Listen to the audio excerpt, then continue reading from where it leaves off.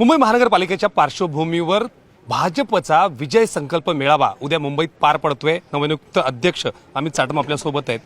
नवनियुक्त म्हणलो आवर्जून कारण 2017ला ज्या पद्धतीनं एक विजय संकल्प मेळावा झाला होता सोमय्या ग्राउंडवर, त्यानंतर आतापर्यंत मधल्या काळात बरंच पाणी वाहून गेलंय। जुना मित्र आता कट्टर शत्रू झालाय आणि बदललेली समीकरणं पाहता काय नेमकं चॅलेंज बघताय तुमच्या अध्यक्षपदाखाली? नाही, येणाऱ्या काळामध्ये गेल्या 11 वर्षामध्ये ज्या प्रकारचा विकास हा मुंबई शहराने बघितला, मुंबईकरांनी स्वतःच्या डोळ्यांनी बघितला, मग तो अटल सेतू असेल, कोस्टल रोड असेल, मेट्रो असेल किंवा CCTV सर्व्हेलन्स प्रोजेक्ट असेल किंवा BDD चाळीतल्या मराठी माणसाला 500 फुटाचं घर देण्याचा विषय असेल, तशाच प्रकारचा विकास हा मुंबईच्या महानगरपालिकेच्या माध्यमातून व्हावा हे मुंबईकरांचं स्वप्न आहे। आणि ते मुंबईकरांचं स्वप्न साकार करण्याकरता भारतीय जनता पार्टीचा प्रत्येक कार्यकर्ता हा सज्ज झालेला आहे। आणि उद्याच्या विजय संकल्प मेळाव्यामध्ये या मुंबई शहराला महाराष्ट्राचे मुख्यमंत्री आदरणीय देवेंद्रजी काय दिशा देतात याकडे सर्वांचं लक्ष लागलेलं आहे। अमितजी, तुम्ही या सगळ्या गोष्टी सांगितल्या, कोस्टल रोड असतील, सगळे म्हणजे विकास प्रकल्प सांगितले, पण अजूनही मागच्या काही काळात बघितलं तर मराठीचा मुद्दा असेल, कबूतरखान्याचा मुद्दा असेल, मुंबई तोडण्याचा मुद्दा असेल, याच विषयाला परत परत आणलं जाते। हा आव्हान नाही वाटत कुठेतरी मराठी माणूस आणि या सगळ्या गोष्टी? गेल्या 25 वर्षामध्ये दर मुंबईच्या 5 वर्षांनी मुंबईच्या महानगरपालिकेच्या निवडणुकीच्या 6 महिने आधी मराठीचा मुद्दा येतो। यात काही नवीन नाही आहे, हे स्टिरियोटाईप झालेलं आहे। त्यामुळे त्यांनी काहीतरी नवीन शोधावं। मराठी भाषेला अभिजात भाषेचा दर्जा हा पंतप्रधान नरेंद्र मोदीजींच्याच सरकारने प्राप्त करून दिला, किंवा BDD चाळीमध्ये राहणाऱ्या मराठी माणसाला 500 फुटाचं घर हे सन्माननीय देवेंद्रजींच्याच सरकारने प्राप्त करून दिलं। त्यामुळे खऱ्या अर्थानं या मुंबई शहरातल्या मराठी माणसाचा विकास, उन्नती आणि प्रगती कोणी केली असेल तर ती फक्त आणि फक्त भारतीय जनता पार्टीनेच केलेली आहे। यांनी गेल्या 25 वर्षामध्ये या मराठी माणसासाठी, मुंबईसाठी काय केलं असं एकतरी काम त्यांनी दाखवावं। किंवा उलटा मी त्यांना प्रश्न विचारतो की मुंबईच्या महानगरपालिकेमध्ये किती मराठी तरुणांना त्यांनी कंत्राटदार केलं किंवा किती मराठी तरुणांना काम दिलं किंवा उद्योजक बनवलं, याचं उत्तर त्यांनी द्यावं ना। मग मराठीच्या गप्पा कराव्या।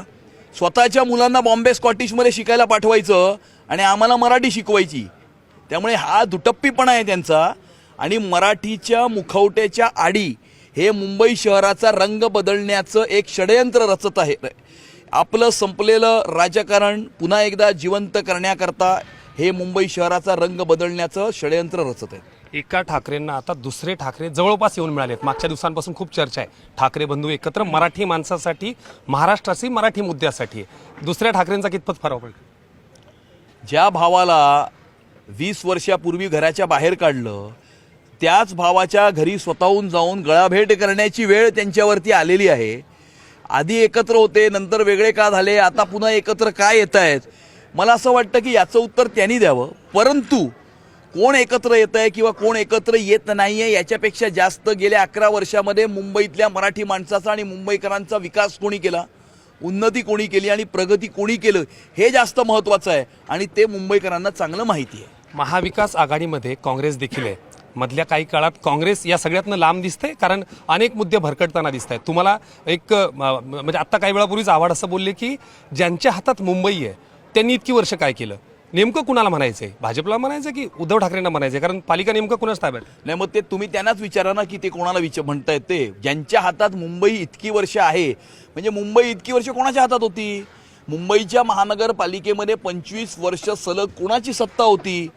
आणि त्यामुळे मला असं वाटतं की ज्यांनी आत्तापर्यंत 25 वर्षामध्ये केलेलं कोणतंही काम मुंबईकरांना दाखवण्यासाठी नाही, आणि म्हणून अशा प्रकारचे जुने मुद्दे नवीन काहीतरी पॅकेजमध्ये आणून करण्याचा प्रयत्न करतायत। पण आता मुंबईकर फार सुज्ञ आहेत, सुज्ञ नागरिक आहेत, त्यामुळे मुंबईकरांवरती याचा कोणताही परिणाम होणार नाही। मुंबईतला प्रत्येक मुंबईकर हा महायुतीच्या पाठीशी खंबीरपणे उभा आहे। एक शेवटचा आणि वेगळा प्रश्न, 75 वर्ष पूर्ण होत आहेत पंतप्रधान नरेंद्र मोदी यांना, काय नेमकं शुभेच्छा द्याल या निमित्तानं? कारण 75 वर्ष आणि सलग तिसरी टर्म, एक वेगळं सेलिब्रेशन देखील या निमित्तानं होते। मुंबई भाजप म्हणून काय नेमकं? मुंबई भाजप येणाऱ्या 15 दिवसामध्ये सेवा पखवाडाच्या अंतर्गत विविध प्रकारचे कार्यक्रम, स्वच्छता अभियान असेल, रक्तदान शिबिरं असतील, हे राबवत आहेत।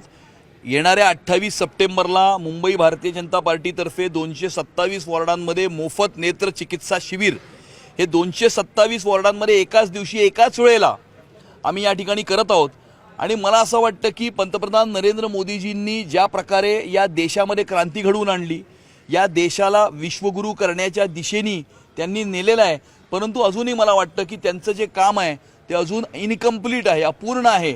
आणि पूर्णत्वाकडे ते काम पूर्णत्वाकडे नेण्याकरता आणि या देशाला विश्वगुरू करण्याकरता पंतप्रधान नरेंद्र मोदीजींना संपूर्ण 140 कोटीचा देश शुभेच्छा देत आहे, आशीर्वाद देत आहे. खूप खूप धन्यवाद. मुंबई अध्यक्ष अमित साटम आपल्यासोबत. एकंदरीत बघितलं तर येत्या काळात ज्या पद्धतीनं मराठीचा मुद्द्यावरून वारंवार राजकारण केलं जातं, याला मात्र मुंबईकर सडेतोड उत्तर देतील असा विश्वास त्यांनी यानिमित्तानं व्यक्त केला आहे. हर्षद रावजोरी, न्यूज 18 लोकमत, मुंबई.